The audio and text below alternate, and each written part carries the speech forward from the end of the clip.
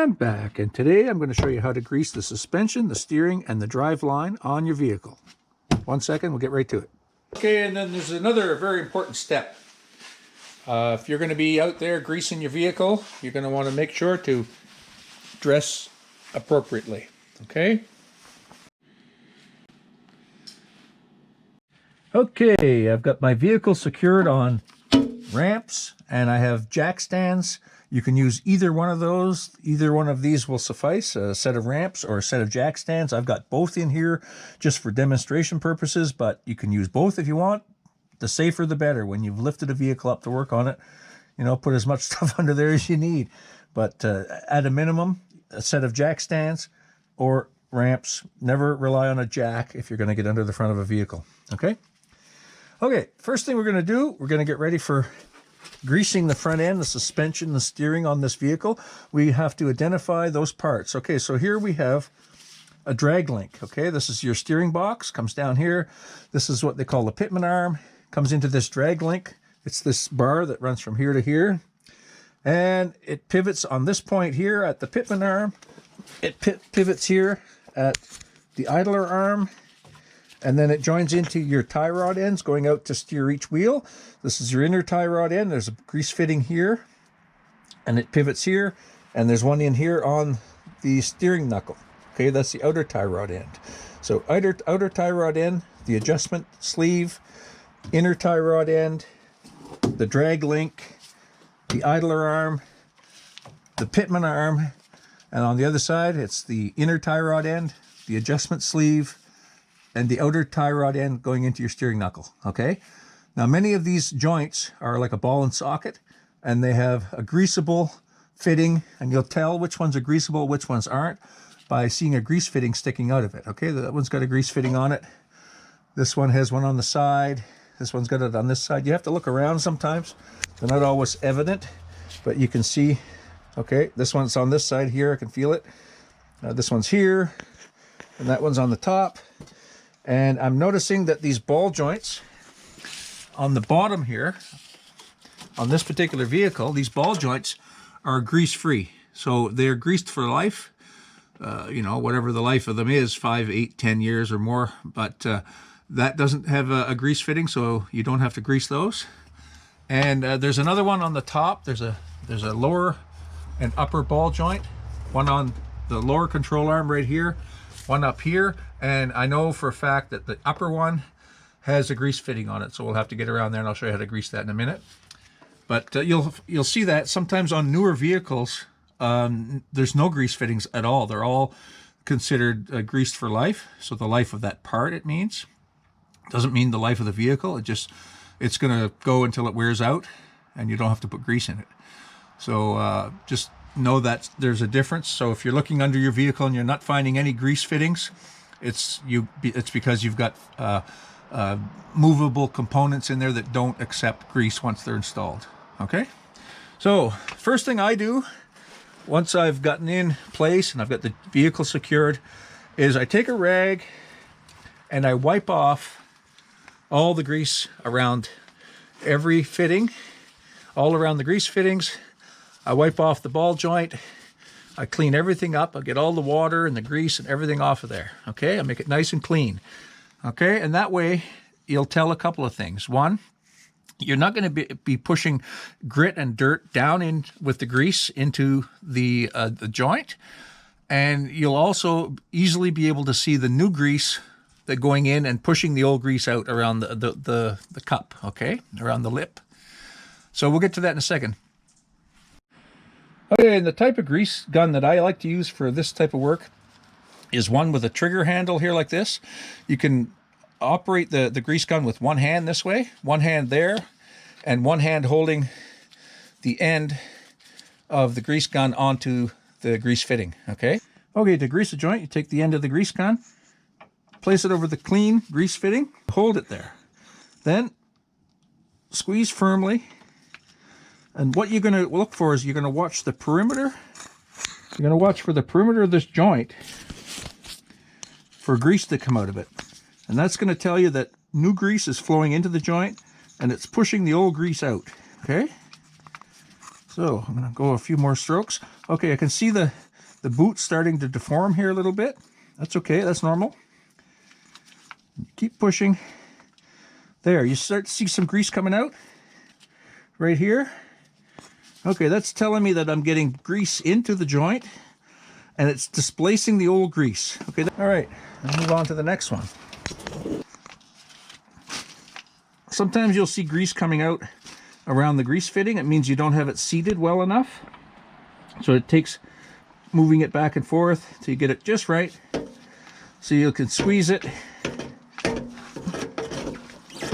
then grease will enter the joint. That's what you want to see. And I squirted grease in there until I saw it come out over the boot. That's good. You know you've gotten into the joint with the new grease. It's starting to force some of the other grease out. That's good. Wipe it off clean. Okay. Grease serves you really no purpose on the outside of the boot. You know what I mean? You know, other than just to pick up dirt and grit off the road. So once you've finished and confirmed that you've gotten grease into there, wipe it all off clean. Okay?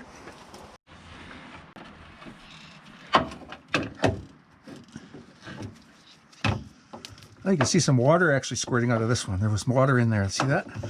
Okay, now the grease is starting to come out, the old grease. 2 or 3 pumps. Once you start to see that, that's good. Okay.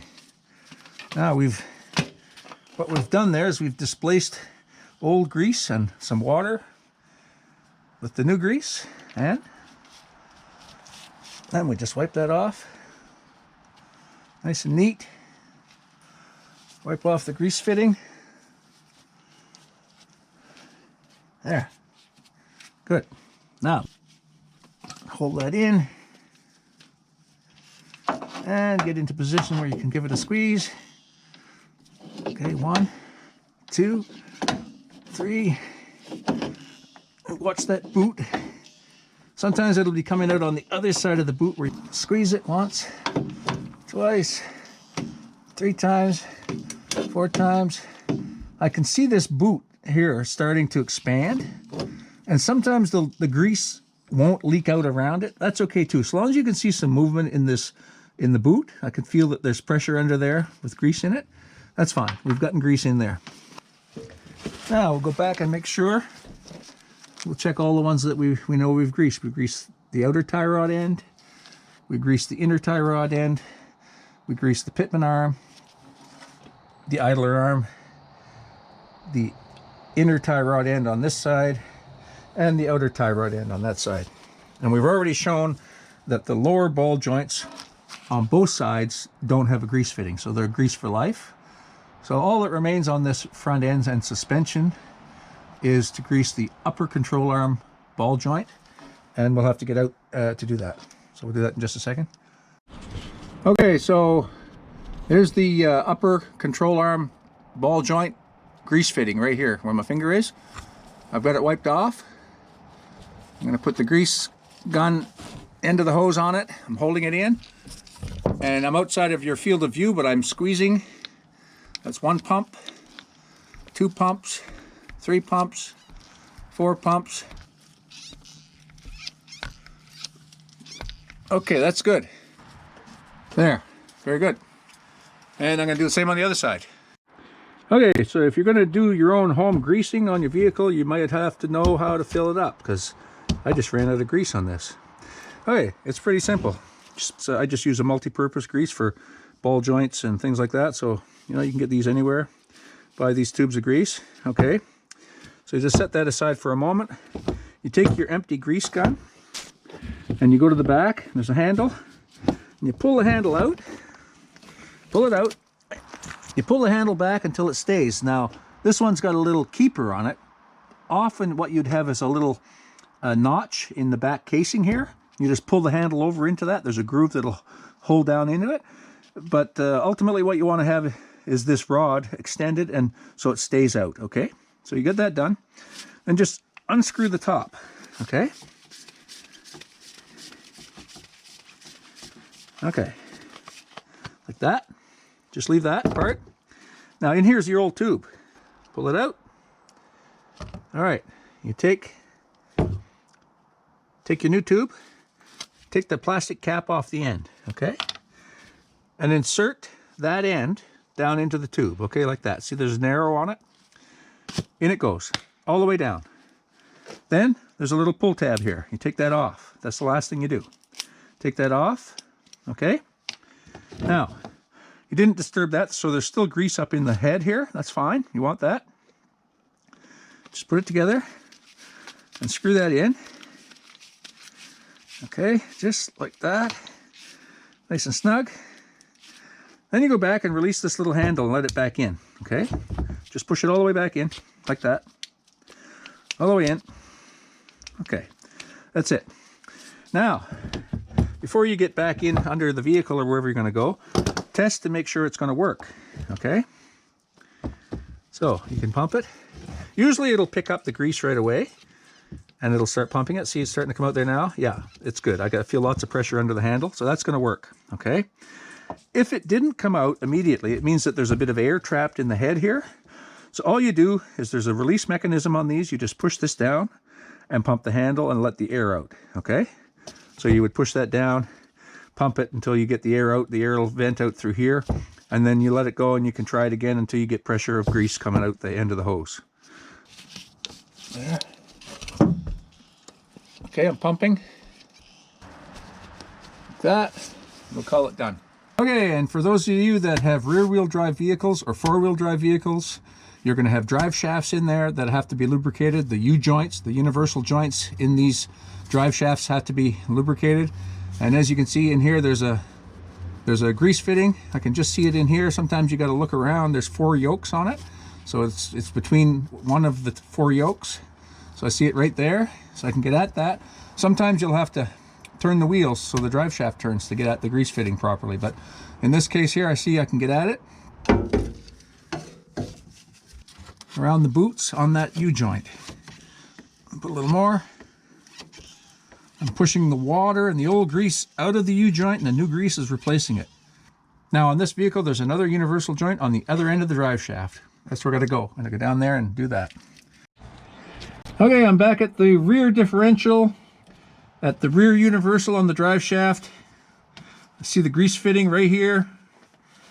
I'm gonna put my grease gun on it. There's new grease showing.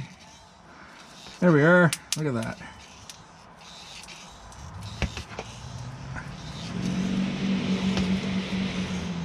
Okay. Okay. That's good. Very good. Okay, I'm getting my rag. I'm going to wipe that off. That's it. We're greased.